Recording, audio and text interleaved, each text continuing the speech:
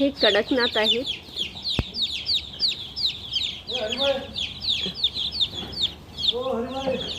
आणि ही माझी सिल्कीज आहेत.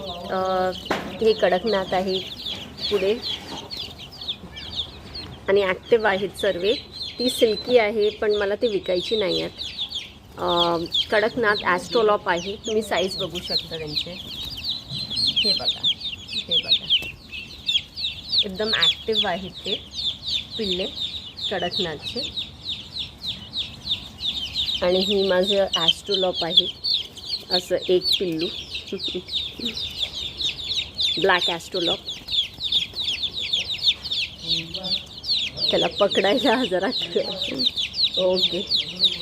तर असं आहे आपलं पिल्ल्यांचं. आणि फॉर सेल आहेत कडकनाथ आणि ब्लॅक ॲस्ट्रोलॉप.